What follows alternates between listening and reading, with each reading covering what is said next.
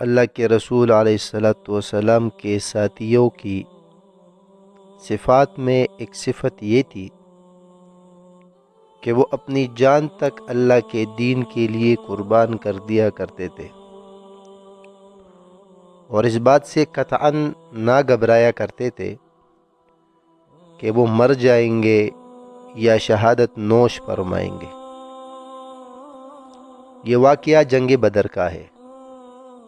جنگ بدر میں جب مشرکین مکہ اسلام اور مسلمانوں کو قتل کرنے کے ارادے سے آگے بڑھے تو رسول اکرم صلی اللہ علیہ وآلہ وسلم نے اپنے ساتھیوں سے فرمایا، قوموا الی جنت عرضها السماوات والارض، جنت کی طرف اٹھ کھڑے ہو جس کی چوڑائی سارے آسمان اور زمین ہے۔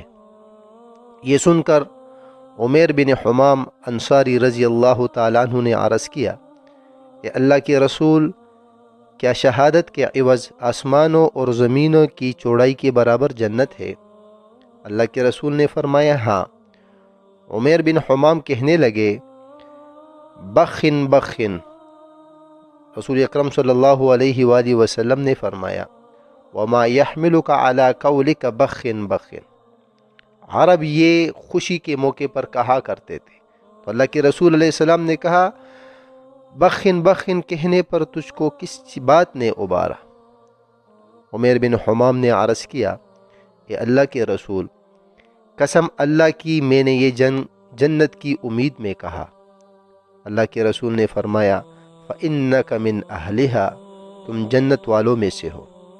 اس کے بعد عمیر بن حمام اپنی ترکش سے کھجور نکال کر کھانے لگے، پھر شوق شہادت میں کہنے لگے، لَإِنْ أَنَا حَيِّيتُ حَتَّى آكُلَ تَمَرَاتِي هَذِهِ إِنَّهَا لَحَيَاةٌ طَوِيلَةٌ، اگر میں ان کھجوروں کے کھانے تک زندہ رہوں تو یہ بڑی ہی طویل زندگی ہو جائے گی۔